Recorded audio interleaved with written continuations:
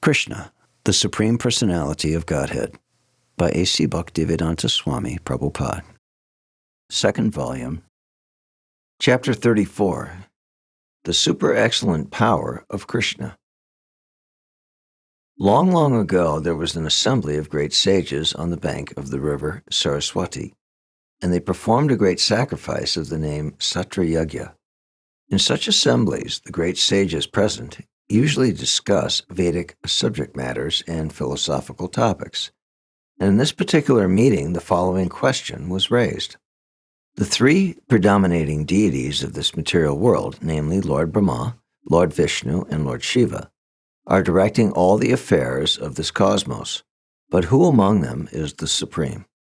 After much discussion on this question, the great sage named Bhrigu, who is the son of Lord Brahma, was deputed to test all three predominating deities and report to the assembly as to who is the greatest. Being thus deputed, the great sage Bhrigu first of all went to his father's residence in Brahmaloka. The three deities are the controllers of the three material qualities, namely the qualities of goodness, passion, and ignorance. The plan decided upon by the sages was for Bhrigu to test which of the predominating deities possesses the quality of goodness in full. Therefore, when Bhrigu reached his father, Lord Brahma, because he wanted to test whether he had the quality of goodness, he purposely did not offer his respects to his father, either by offering obeisances or by offering prayers. It is the duty of a son or a disciple to offer respects and recite suitable prayers when he approaches his father or spiritual master. But Bhrigu purposely failed to offer respects just to see Lord Brahma's reaction to this negligence. Lord Brahma was very angry at his son's impudency, and he showed signs which definitely proved this to be so. He was even prepared to condemn Bhrigu by cursing him.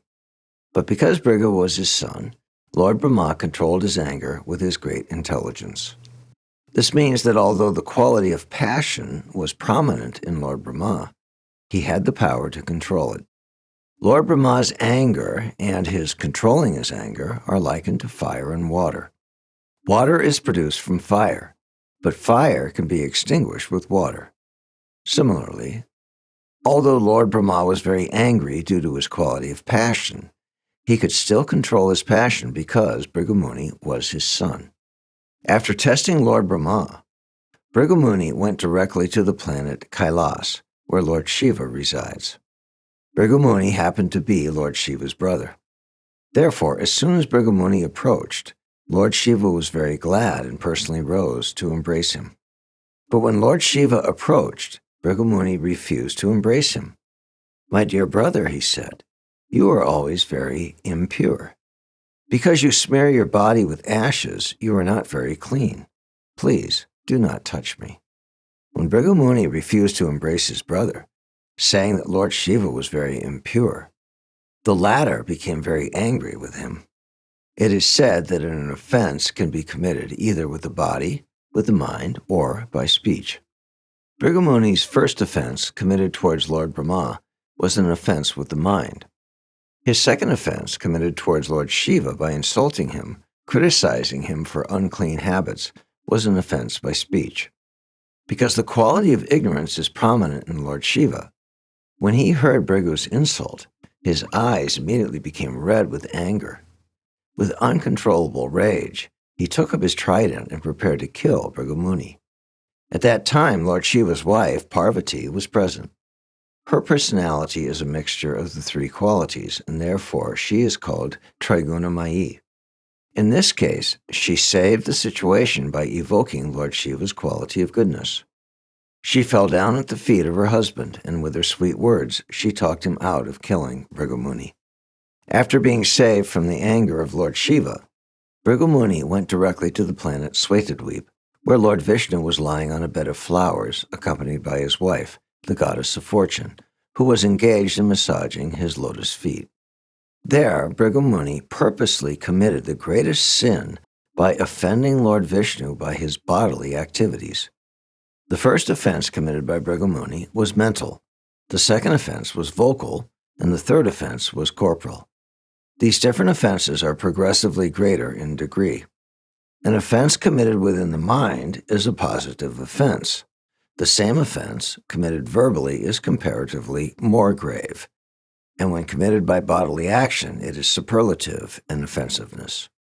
So Bhrigu Muni committed the greatest offense by touching the chest of the Lord with his foot in the presence of the goddess of fortune. Of course, Lord Vishnu is all-merciful. He did not become angry at the activities of Bhrigu Muni because Bhrigu Muni was a great Brahmin. A Brahmin is to be excused even if he sometimes commits an offense, and Lord Vishnu set the example.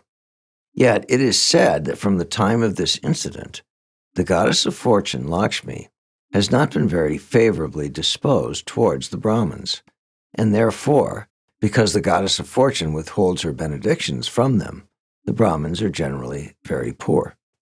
Bhrigu Muni's touching the chest of Lord Vishnu with his foot was certainly a great offense, but Lord Vishnu is so great that he did not care. The so-called Brahmins of the Kali Yuga are sometimes very proud that they can touch the chest of Lord Vishnu with their feet.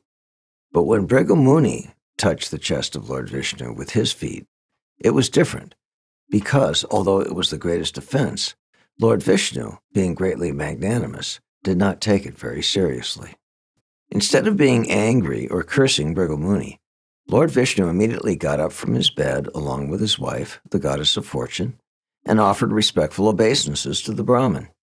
He addressed Bhrigu Muni as follows: "My dear Brahmin, it is a great blessing for me that you have come here. Please, therefore, sit down on this cushion for a few minutes. My dear Brahmin, I am very sorry that when you first entered, I could not receive you properly. It was a great offense on my part, and I beg you to pardon me. You are so pure and great that the water which washes your feet can purify even the places of pilgrimage. Therefore, I request you to purify the Vaikuntha planet where I live with my associates.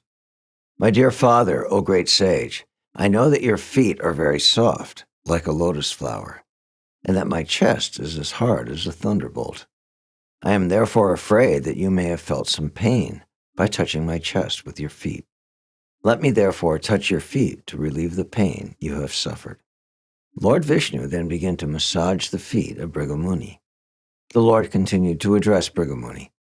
"My dear Lord," he said, "my chest has now become sanctified because of the touch of your feet, and I am now assured that the goddess of fortune, Lakshmi, will be very glad to live there perpetually."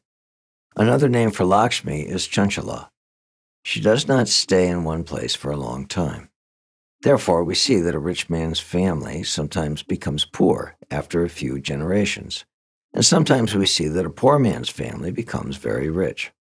Lakshmi, the goddess of fortune, is Chanchala in this material world, whereas in the Vaikuntha planets, she eternally lives at the lotus feet of the Lord. Because Lakshmi is famous as Chanchala, Lord Narayan indicated that she might not have been living perpetually by his chest. But because his chest had been touched by the feet of Bhrigu Muni, it was now sanctified, and there was no chance that the goddess of fortune would leave. Bhrigu Muni, however, could understand his position and that of the Lord, and he was struck with wonder at the behavior of the Supreme Personality of Godhead. Because of his gratitude, his voice choked up, he was unable to reply to the words of the Lord. Tears glided from his eyes, and he could not say anything. He simply stood silently before the Lord. After testing Lord Brahma, Lord Shiva, and Lord Vishnu, Bhrigu Muni returned to the assembly of great sages on the bank of the river Saraswati and described his experience. After hearing him with great attention, the sages concluded that of all the predominating deities, certainly Vishnu is situated in the mode of goodness in the highest degree. In the Śrīmad-Bhāgavatam, these great sages are described as Brahma Vadinam. Brahma Vadinam means those who talk about the absolute truth, but have not yet come to a conclusion. Generally, Brahmavadi refers to the impersonalists or to those who are students of the Vedas. It is to be understood, therefore, that all the gathered sages were serious students of Vedic literature, but had not come to definite conclusions as to who is the Supreme Absolute Personality of Godhead. After hearing Bhrigu Muni's experience in meeting all three predominating deities, Lord Shiva, Lord Brahma, and Lord Vishnu. The sages concluded that Lord Vishnu is the supreme truth, the personality of Godhead. It is said in the Śrīmad-Bhāgavatam that after hearing the details from Dwijamani, the sages were astonished because, although Lord Brahma and Lord Shiva were immediately agitated, Lord Vishnu, in spite of being kicked by Dwijamani, was not agitated in the least. The example is given that small lamps may become agitated by a little breeze, but the greatest lamp, or the greatest illuminating source, the sun, is never moved, even by the greatest hurricane. One's greatness has to be estimated by one's ability to tolerate provoking situations. The sages gathered on the bank of the river Saraswati concluded that if anyone wants actual peace and freedom from all fearfulness, he should take shelter of the lotus feet of Vishnu. If Lord Brahma and Lord Shiva lost their peaceful attitude upon a slight provocation, how could they maintain the peace and tranquility of their devotees? As for Lord Vishnu, however, it is stated in the Bhagavad Gita that anyone who accepts Lord Vishnu or Krishna as the supreme friend attains the highest perfection of peaceful life. The sages thus concluded that by following the principles of Vaishnava Dharma, one becomes actually perfect. But if one follows all the religious principles of a particular sect and does not become advanced in understanding the Supreme Personality of Godhead, Vishnu, all such labor of love is fruitless. To execute religious principles means to come to the platform of perfect knowledge. If one comes to the platform of perfect knowledge, then he will be disinterested in material affairs. Perfect knowledge means to know one's self and to know the Supreme Self. The Supreme Self and the individual self, although one in quality, are different in quantity. This analytical understanding of knowledge is perfect. Simply to understand, I am not matter, I am spirit, is not perfect knowledge. The real religious principle is devotional service, or bhakti. This is confirmed in the Bhagavad Gita. Lord Krishna says, "Give up all other religious principles and simply surrender unto me." Therefore, the term Dharma applies only to the Vaishnava Dharma or Bhagavad Dharma, following which all other good qualities and advancements in life are automatically achieved. The highest perfectional knowledge is to know the Supreme Lord. He cannot be understood by any process of religion other than devotional service. Therefore, the immediate result of perfect knowledge is achieved by executing devotional service. After attainment of knowledge, one becomes disinterested in the material world. This is not because of dry philosophical speculation. The devotees become disinterested in the material world not simply because of theoretical understanding, but practical experience. When a devotee realizes the effect of association with the Supreme Lord, he naturally hates the association of so-called society, friendship, and love. This detachment is not dry, but is due to achieving a higher status of life by relishing transcendental mellows. It is further stated in the Śrīmad-Bhāgavatam that after attainment of such knowledge and detachment from material sense gratification, one's advancement in the 8 opulences attained by mystic yoga practice, namely the anima, lagima, and prapti siddhis, etc., are also achieved without separate effort.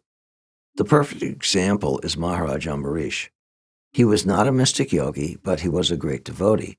Yet, in a disagreement with Maharaj Ambarish, the great mystic Durvas was defeated in the presence of his devotional attitude. In other words, a devotee does not need to practice the mystic yoga system to achieve power. The power is behind him by the grace of the Lord. Just as when a small child is surrendered to a powerful father, all the powers of the Father are behind him. When a person becomes famous as a devotee of the Lord, his reputation is never to be extinguished. Lord Chaitanya, when discoursing with Ramananda Roy, questioned, "What is the greatest fame?" Ramananda Roy replied that to be known as a pure devotee of Lord Krishna is the perfect fame. The conclusion, therefore, is that Vishnu Dharma, or the religion of devotional service unto the Supreme Personality of Godhead, is meant for persons who are thoughtful. By proper utilization of thoughtfulness, one comes to the stage of thinking of the Supreme Personality of Godhead. By thinking of the Supreme Personality of Godhead, one becomes free from the contamination of the faulty association of the material world, and thus one becomes peaceful. The world is in a disturbed condition because of a scarcity of such peaceful devotees in human society. Unless one is a devotee, one cannot be equal to all living entities.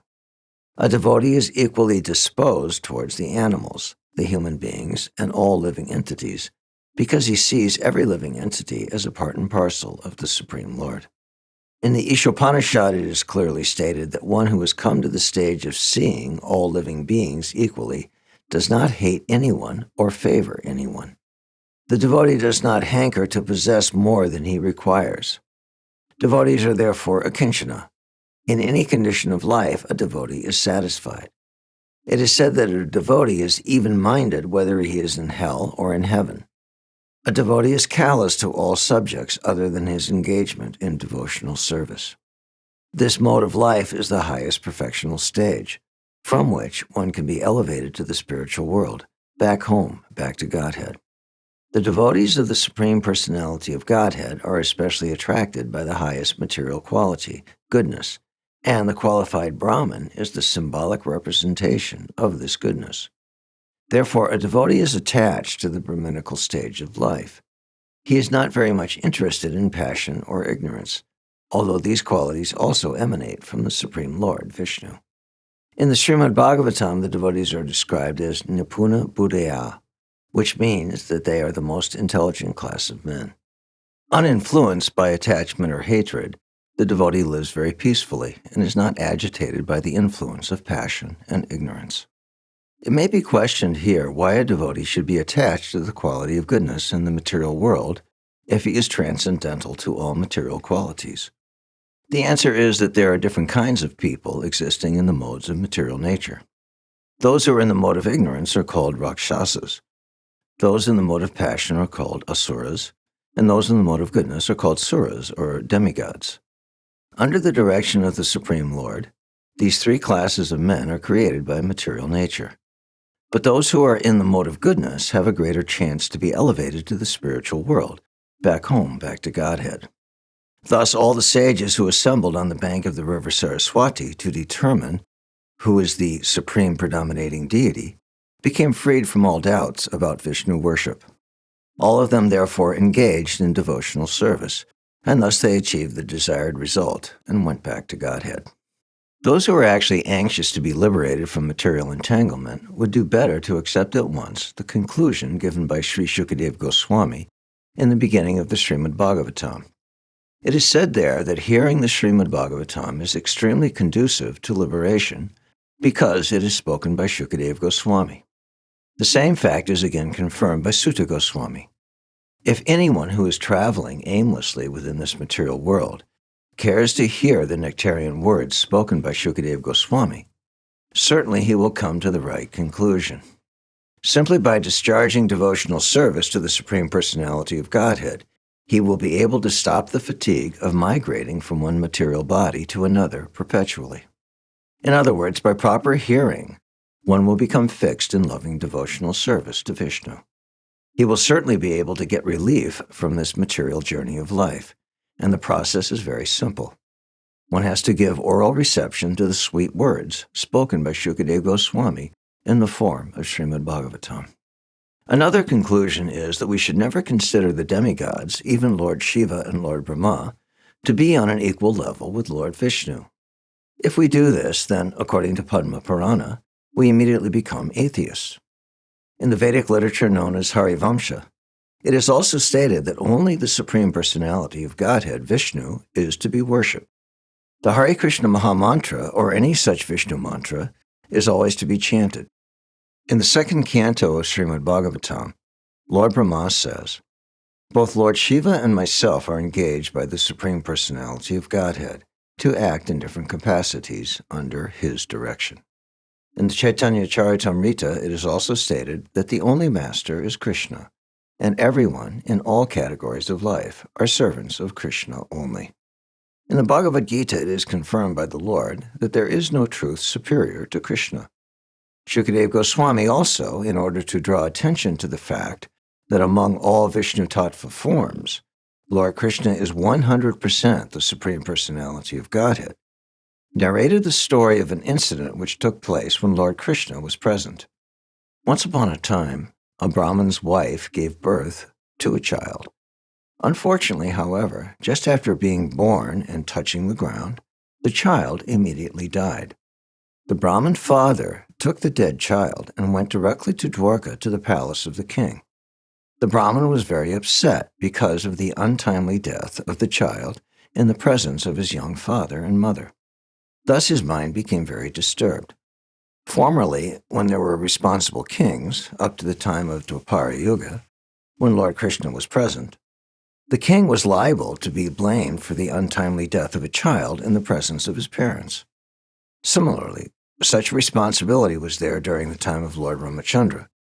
As we have explained in the first canto of Śrīmad-Bhāgavatam, the king was so responsible for the comforts of the citizens that he was to see that there was not even excessive heat or cold. Although there was no fault on the part of the king, the Brahmin whose child had died immediately went to the palace door and began to accuse the king as follows. The present king, Ugrasen, is envious of the Brahmins. The exact word used in this connection is Brahma-dvisha. One who is envious of the Vedas, or one who is envious of a qualified Brahmin, or the Brahmin caste, is called Brahma-dvit. So the king was accused of being Brahma-dvit. He was also accused of being a shatati, falsely intelligent. The executive head of a state must be very intelligent to see to the comforts of the citizens. But according to the Brahmin, the king was not at all intelligent, although he was occupying the royal throne. Therefore, he also called him alubda, which means greedy.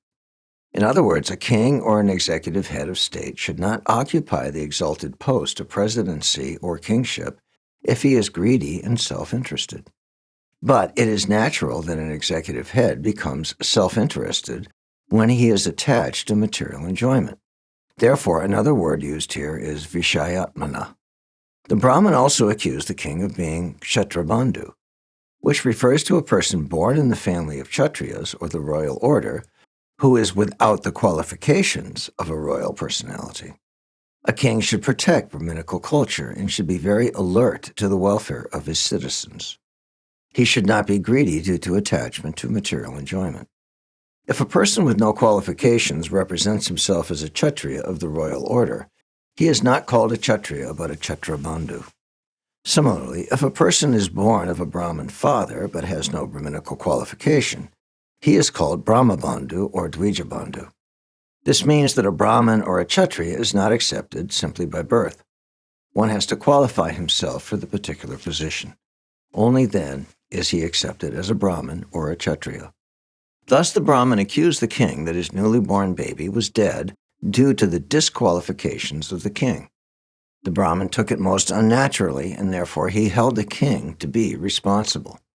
We also find in Vedic history that if a Kshatriya king was irresponsible, sometimes a consulting board of Brahmins maintained by the monarchy would dethrone him. Considering all these points, it appears that the post of monarch in the Vedic civilization is a very responsible one. The Brahmin therefore said, "No one should offer respects or worship to a king whose only business is envy. Such a king spends his time either hunting and killing animals in the forest or killing citizens for criminal acts. He has no self-control and possesses bad character. If such a king is worshipped or honored by the citizens will never be happy. They will always remain poor, full of anxieties and aggrievement, and always unhappy." Although in modern politics the post of monarch is abolished, the president is not held responsible for the comforts of the citizens. In this age of Kali, the executive head of a state somehow or other gets votes and is elected to an exalted post. But the condition of the citizens continues to be full of anxiety, distress, unhappiness, and dissatisfaction. The Brahmin's second child was also born dead, and the third also. He had 9 children, and each of them was born dead, and each time he came to the gate of the palace to accuse the king. When the Brahmin came to accuse the king of Dwarka for the 9th time, Arjuna happened to be present with Krishna. On hearing that a Brahmin was accusing the king of not properly protecting him, Arjuna became inquisitive and approached the Brahmin. He said, "My dear Brahmin, why do you say that there are no proper Kshatriyas to protect the citizens of your country? Is there not even someone who can pretend to be a Kshatriya, who can carry a bow and arrow at least to make a show of protection? Do you think that all the royal personalities in this country simply engage in performing sacrifices with the Brahmins, but have no chivalrous power?" Thus, Arjuna indicated that Kshatriyas should not sit back comfortably and engage only in performing Vedic rituals. Rather, they must be very chivalrous in protecting the citizens. Brahmins being engaged in spiritual activities are not expected to do anything which requires physical endeavor. Therefore, they need to be protected by the Kshatriyas so that they will not be disturbed in the execution of their higher occupational duties. If the Brahmins feel unwanted separation from their wives and children, Arjuna continued, and the Kshatriya kings do not take care of them, then such Kshatriyas are to be considered no more than stage players. In dramatic performances in the theater, an actor may play the part of a king, but no one expects any benefits from such a make-believe king. Similarly, if the king or the executive head of a state cannot give protection to the head of the social structure, he is considered merely a bluffer. Such executive heads simply live for their own livelihood while occupying exalted posts as chiefs of state. "My lord, I promise that I shall give protection to your children, and if I am unable to do so, then I shall enter into blazing fire, so that the sinful contamination which has infected me will be counteracted." Upon hearing Arjuna speak in this way, the Brahmin replied, "My dear Arjuna, Lord Balaram is present, but he could not give protection to my children. Lord Krishna is also present, but he also could not give them protection. There are also many other heroes, such as Pradyumna and Aniruddha, carrying bows and arrows, but they could not protect my children."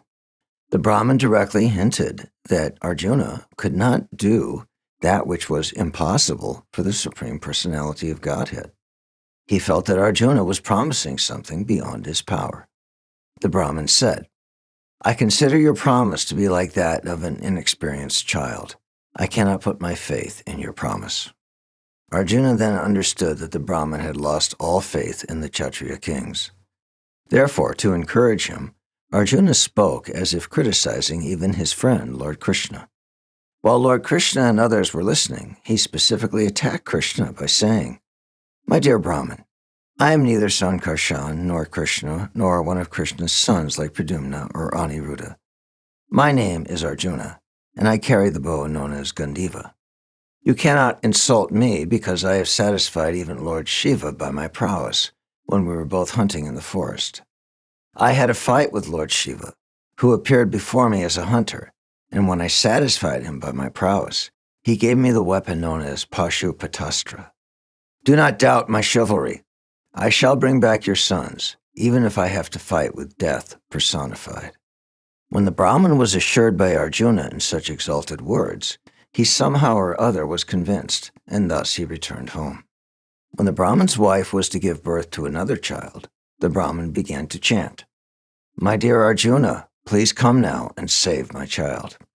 After hearing him, Arjuna immediately prepared himself by touching sanctified water and uttering holy mantras to protect his bows and arrows from danger. He specifically took the arrow which was presented to him by Lord Shiva, and while going out he began to remember Lord Shiva and his great favor. In this way, he appeared in front of the maternity home, equipped with his bow, known as Gandiva, and with various other weapons. It appears that Arjuna did not leave Dwarka because he had to fulfill his promise to the Brahmin. He was called at night when the Brahmin's wife was to give birth to the child. While going to the maternity home to attend to the delivery case of the Brahmin's wife, Arjuna remembered Lord Shiva and not his friend Krishna. He thought that since Krishna could not give protection to the Brahmin, it was better to take shelter of Lord Shiva. This is another instance of how a person takes shelter of the demigods. This is explained in the Bhagavad Gita. Kamais tais tair hritagyan. A person who loses his intelligence because of greediness and lust forgets the Supreme Personality of Godhead and takes shelter of the demigods. Of course, Arjuna was not an ordinary living entity, but because of his friendly dealings with Krishna, he thought that Krishna was unable to give protection to the Brahmin and that he would do better to remember Lord Shiva. Later on, it was proved that Arjuna's taking shelter of Lord Shiva instead of Krishna was not at all successful. Arjuna, however, did his best by chanting different mantras, and he took up his bow to guard the maternity home from all directions. The Brahmin's wife delivered a male child, and as usual, the child began to cry. But suddenly, within a few minutes, both the child and Arjuna's arrows disappeared in the sky. It appeared that the Brahmin's house was near Krishna's residence, and that Lord Krishna was enjoying everything that was taking place, apparently in defiance of his authority. It was he who played the trick of taking away the Brahmin's baby, as well as the arrows, including the one given by Lord Shiva, of which Arjuna was so proud. Tadbhavati alpa meta sum. Less intelligent men take shelter of the demigods due to bewilderment and are satisfied with the benefits they award. In the presence of Lord Krishna and others, the Brahmin began to accuse Arjuna. Everyone see my foolishness. I put my faith in the words of Arjuna, who is impotent and who is expert only in false promises. How foolish I was to believe Arjuna. He promised to protect my child when even Pradyumna, Aniruddha, Lord Balaram, and Lord Krishna failed. If such great personalities could not protect my child, then who can do so? I therefore condemn Arjuna for his false promise, and I also condemn his celebrated bow Gandiva and his impotency in declaring himself greater than Lord Balaram, Lord Krishna, Pradyumna, and Aniruddha. No one can save my child, for he has already been transferred to another planet. Due to sheer foolishness only, Arjuna thought that he could bring back my child from another planet. Thus condemned by the Brahmin, Arjuna empowered himself with a mystic yoga perfection so that he could travel to any planet to find the Brahmin's baby. It seems that Arjuna had mastered the mystic yogic power by which yogis can travel to any planet they desire. He first of all went to the planet known as Yamaloka, where the superintendent of death, Yamaraj, lives. There he searched for the Brahmin's baby, but he was unable to find him. He then immediately went to the planet where the king of heaven, Indra, lives. When he was unable to find the baby there, he went to the planets of the fire demigods, Narti, and then to the moon planet. Then he went to Vayu and to Varunaloka. When he was unable to find the baby in those planets, he went down to the Rasatala planet, the lowest of the planetary systems. After traveling to all these different planets, he finally went to Brahmaloka, where even the mystic yogis cannot go. By the grace of Lord Krishna, Arjuna had that power, and he went above the heavenly planets to Brahmaloka. When he was unable to find the baby even after searching all possible planets, he then attempted to throw himself into a fire, as he had promised the Brahmin, if unable to bring back his baby. Lord Krishna, however, was very kind toward Arjuna, because Arjuna happened to be the most intimate friend of the Lord. Lord Krishna persuaded Arjuna not to enter the fire in disgrace. Krishna indicated that since Arjuna was his friend, if he were to enter the fire in hopelessness, indirectly it would be a blemish on him. Lord Krishna therefore checked Arjuna, assuring him that he would find the baby. He told Arjuna, "Do not foolishly commit suicide." After addressing Arjuna in this way, Lord Krishna called for his transcendental chariot. He mounted it along with Arjuna and began to proceed north. Lord Krishna, the all-powerful personality of Godhead, could have brought the child back without effort, but we should always remember that he was playing the part of a human being. As a human being has to endeavor to achieve certain results, so Lord Krishna, like an ordinary human being, or like his friend Arjuna, left Dwarka to bring back the Brahmin's baby.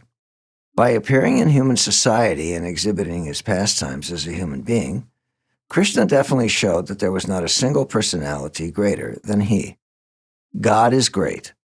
That is the definition of the Supreme Personality of Godhead. So at least within this material world, while he was present, Krishna proved that there was no greater personality within the universe.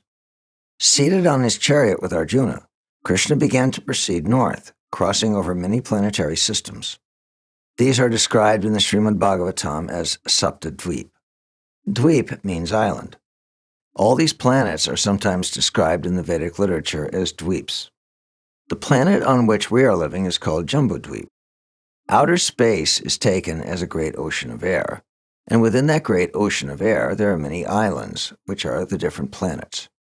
In each and every planet there are oceans also. In some of the planets the oceans are of salt water, and in some of them there are oceans of milk. In others there are oceans of liquor, and in others there are oceans of ghee or oil. There are different kinds of mountains also.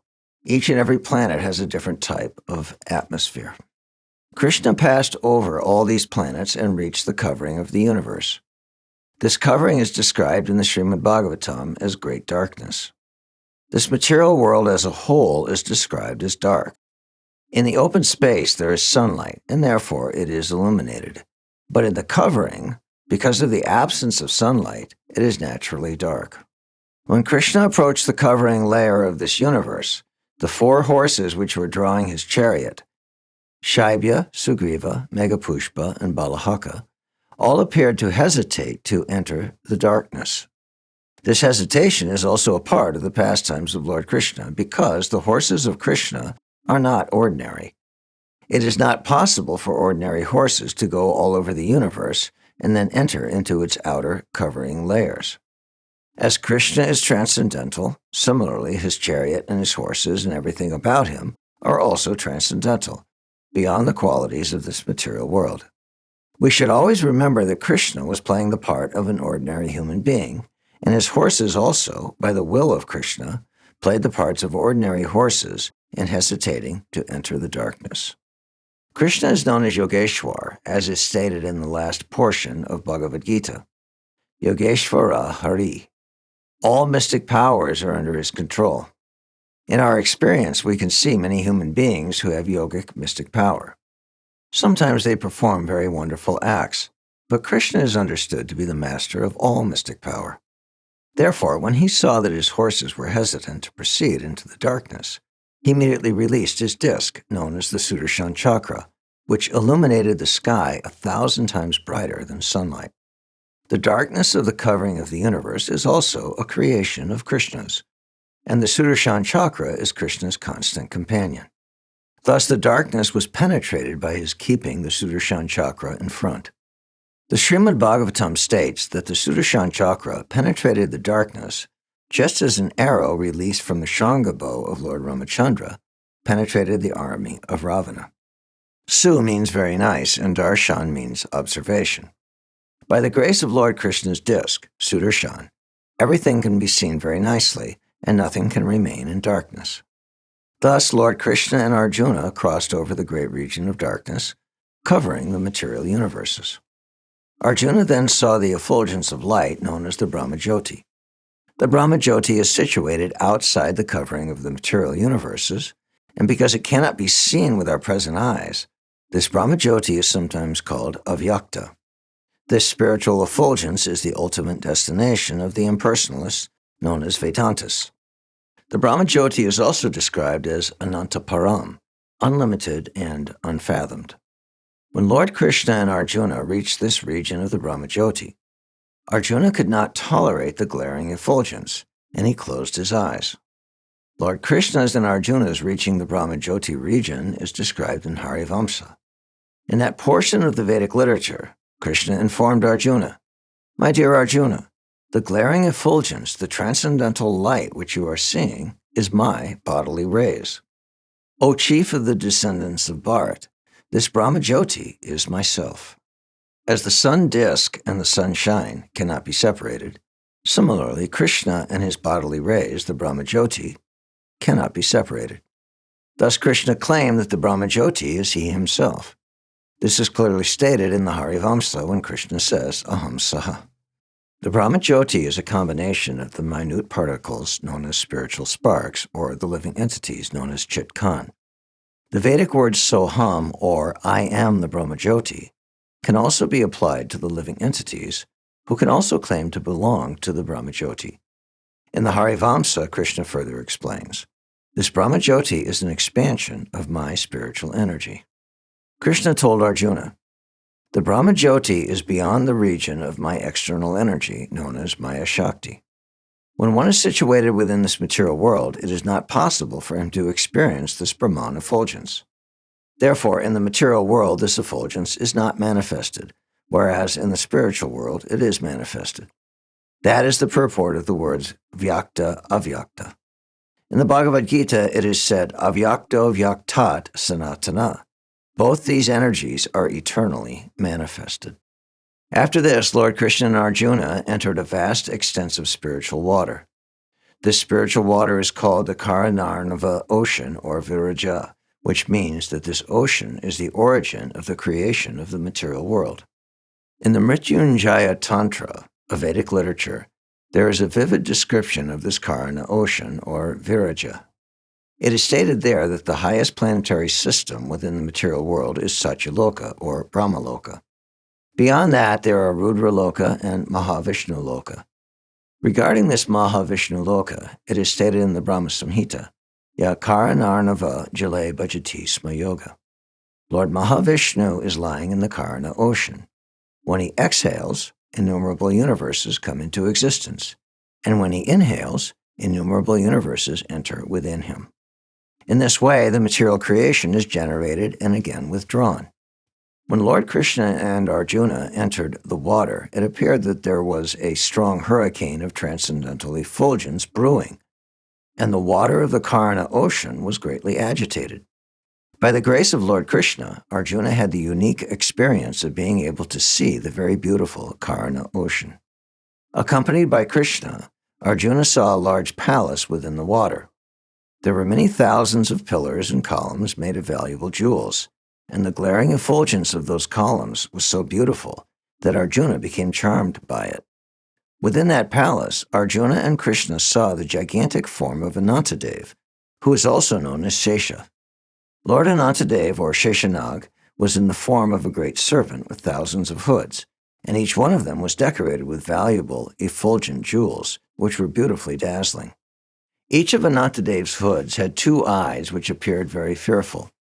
His body was as white as the mountaintop of Kailas, which is always covered by snow. His neck was bluish, as were his tongues. Thus, Arjuna saw the Sheshanag form, and he also saw that on that very soft, white body of Sheshanag, Lord Mahavishnu was lying very comfortably. He appeared to be all-pervading and very powerful, and Arjuna could understand that the Supreme Personality of Godhead in that form is known as Purushottama. He is known as Purushottama, the best, or the Supreme Personality of Godhead, because from this form emanates another form of Vishnu, which is known as Garbhodakshayi Vishnu, within the material world. The Mahavishnu form of the Lord, Purushottama, is beyond the material world. He is also known as Uttama. Tama means darkness, and Ut means above, transcendental. Therefore, Uttama means above the darkest region of the material world. Arjuna saw that the bodily color of Purushottama, Mahavishnu, was as dark as a new cloud in the rainy season.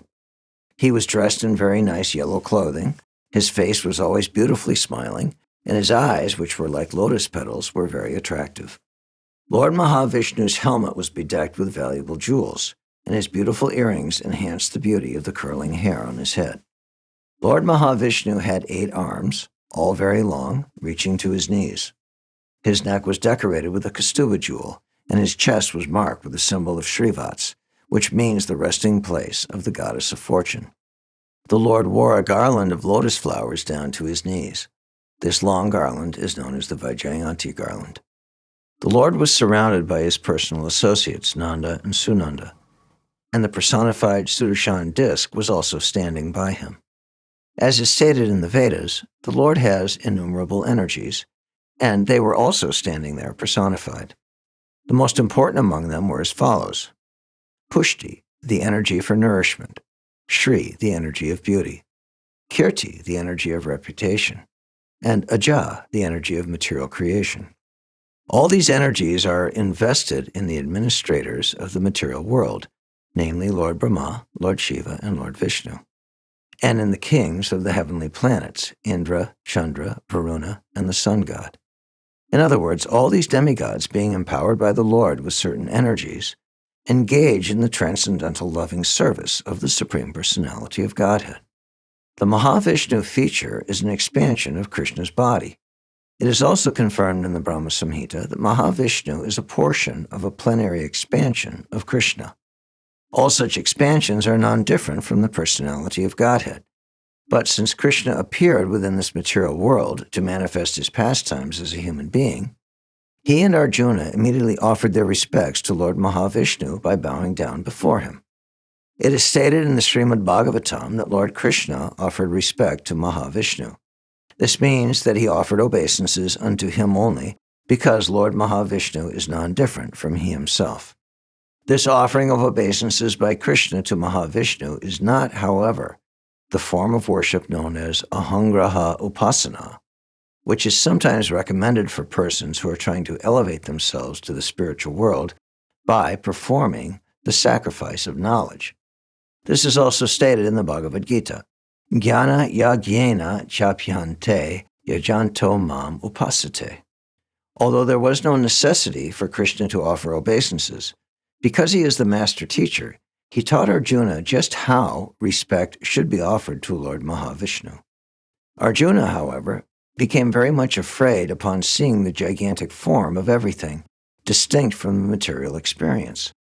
Seeing Krishna offering obeisances to Lord Mahavishnu, he immediately followed him and stood before the Lord with folded hands. After this, the gigantic form of Mahavishnu, greatly pleased, smiled pleasingly and spoke as follows. My dear Krishna and Arjuna, I was very anxious to see you both, and therefore I arranged to take away the babies of the Brahmin and keep them here. I have been expecting to see you both at this palace.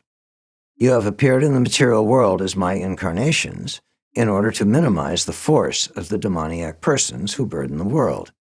Now, after killing all these unwanted demons, you will please again come back to me. Both of you are incarnations of the great sage Narayan.